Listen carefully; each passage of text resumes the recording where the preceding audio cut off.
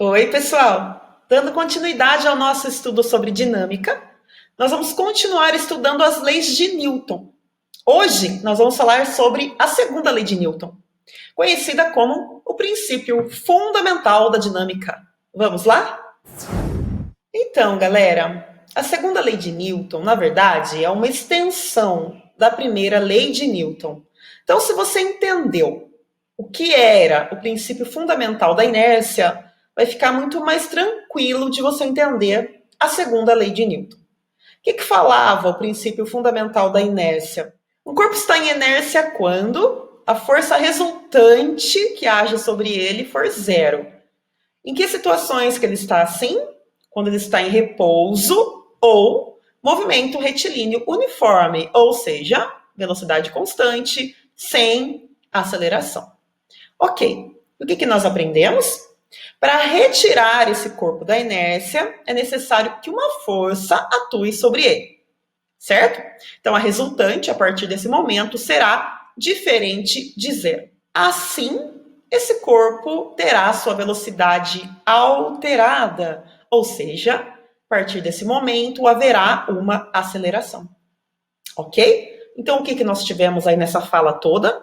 Nós tivemos uma força resultante diferente de zero agindo sobre um corpo que possui massa, gerando uma aceleração. E o que é a segunda lei de Newton? A segunda lei de Newton é uma expressão matemática que representa tudo isso que eu falei. Então, o enunciado da segunda lei de Newton é o seguinte: a força resultante que atua sobre um corpo é proporcional ao produto da massa pela aceleração por ele adquirida. Então, pessoal, realizando diferentes experimentos, Isaac Newton conseguiu expressar matematicamente a relação entre a força resultante aplicada sobre os corpos, a massa que os corpos possuem e a aceleração que eles adquirem devido à aplicação dessa força.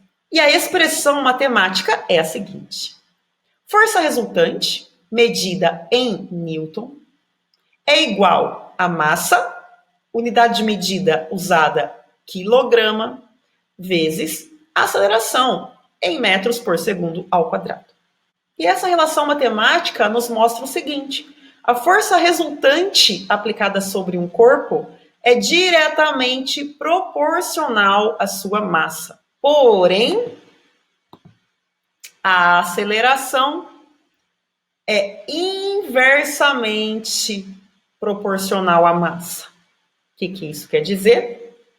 Quanto maior for a massa de um corpo, mais difícil será dar a ele a aceleração. Isso explica por que é muito mais fácil a gente parar uma bicicleta em movimento do que parar um caminhão. Isso também explica por que é muito mais fácil a gente colocar um automóvel em movimento do que colocar um caminhão. Por quê? Porque a massa do caminhão é muito maior do que a massa do automóvel, do que a massa da bicicleta. Consequentemente, a inércia do caminhão é muito maior, ok? Então, para a gente entender um pouquinho como foi o experimento que Newton realizou, vamos pensar um pouco. Vamos supor que nós estamos aplicando a mesma força de intensidade 2 newtons sobre 4 blocos de massa diferentes. O que nós podemos esperar, de acordo com o que a gente conversou até agora? Se a aceleração é inversamente proporcional à massa, quanto maior a massa do bloco, mais difícil será dar a ele a aceleração. Então, vamos comprovar isso? Força 2 newtons, massa 1 kg. 2 dividido por 1. Qual a aceleração adquirida pelo bloco? Exatamente 2 metros por segundo ao quadrado. Se a gente fizer o mesmo raciocínio para os outros valores, que valores de aceleração esses blocos iriam adquirir? 2 dividido por 2, 1. Ou seja, dobrou a massa, a aceleração reduziu pela metade. Vamos reduzir a massa, então, agora a metade do inicial. O que nós vamos obter? 2 dividido por meio, 4. Olha que legal. A massa reduziu a metade, a aceleração duplicou. Último caso, 2 dividido por 4. Meio. Ou seja, quando eu tinha massa 2, eu dobrei para 4. Dobrou a massa, a aceleração, reduziu a metade. Galera, conclusão então. A massa de um corpo é a medida da inércia desse corpo.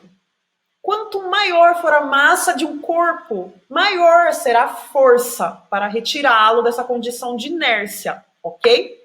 Portanto, quanto maior a massa desse corpo, mais difícil será dar a ele uma aceleração. A aceleração que o corpo adquire é inversamente proporcional à sua massa. Espero que tenha dado para vocês entenderem um pouquinho melhor a segunda lei de Newton. E o mais importante, pensem nas situações do cotidiano, do dia a dia de vocês.